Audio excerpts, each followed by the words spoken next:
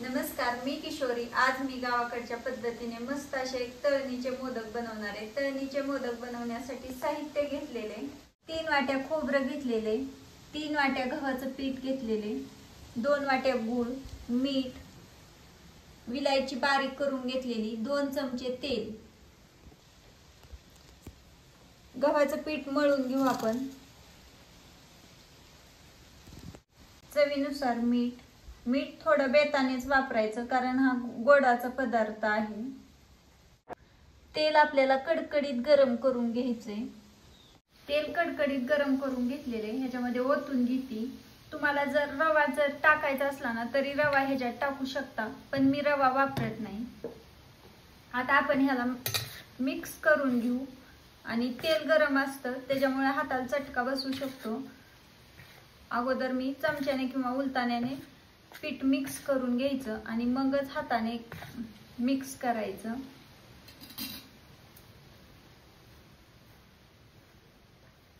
तेल आपल्याला सगळ्या पिठाला चोळून घ्यायचं या।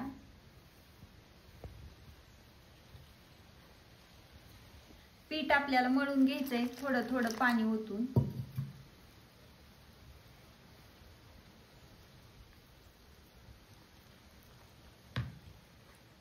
पीठ आपल्याला थोडंसं घट्ट मळायचं या।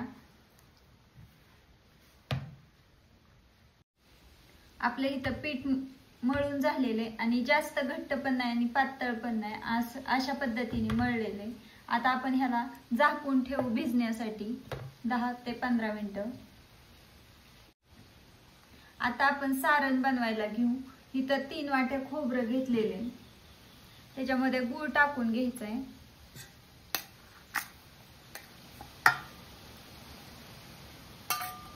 गूळ 2 वाट्या घेतलेला आहे। जास्त मी गोड नाही बनवणार, तुम्ही तुमच्या आवडीनुसार गूळ कमी जास्त टाकू शकता। विलायची पूड, खसखस, सगळं साहित्य आता आपल्याला एकजीव करून घ्यायचंय आणि ही गूळ असल्यामुळं हातानेच एकजीव करून घ्यायचा आणि सुक्क खोबरं असल्यामुळं मी ह्याला चुलीवरती गरम करून घेतलेलं नाही। सारण इथं सगळं मिक्स करून घेतलेले आणि छान मस्त असं आपलं सारण तयार झालेले। आता आपण मोदक बनवायला घेणार आहे।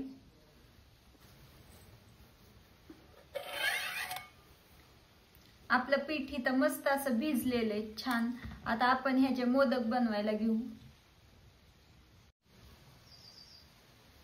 छोटासा उंडा काढून घेतलेला आहे कणकीचा।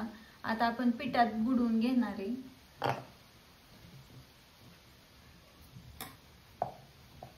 ह्याची छोटीशी लाटी बनवून घ्यायची आहे। इथं लाटी लाटून घेतलेली। लाटी आपल्याला जास्त जाड ठेवायची नाही कारण तळणीचा मोदक आहे आणि तळणीच्या मोदकाला जास्त जाड लाटी ठेवायची नसती, तर मी इथं घेतलेली लाटी लाटून। आता ह्याच्यामध्ये सारण भरून घेणार आहे। सारण थोडं भरपूर घालते कारण मला भरपूर सारणाचे मोदक आवडतात, म्हणून सारण आम्ही भरपूर घालूनच बनवत असते। आता आपण ह्याला कळ्या पाडून घेऊ।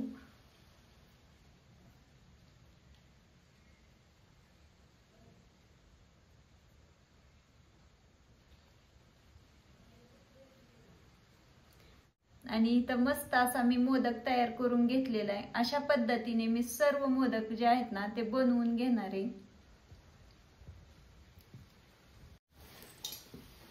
मस्त असे आपले इथं मोदक बनवून झालेले आहेत। आता आपण या मोदकांना तळून घेणार आहे। तेल गरम झालेले, मोदक सोडून घेऊ तळण्यासाठी।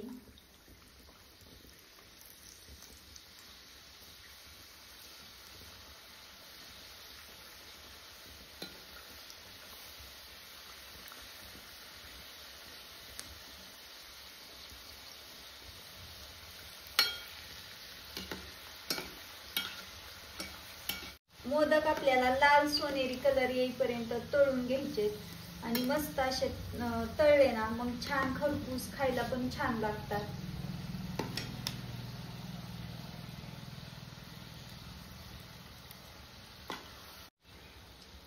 आपले मोदक मस्त लाल सोनेरी कलर येईपर्यंत तळून घेतलेले आहेत. आपण ताटामध्ये काढून घेणार आहे. मी इथं चाळणीमध्ये काढणार आहे. अशाच पद्धतीने मी सर्व मोदक जे आहेत ना ते तळून घेते.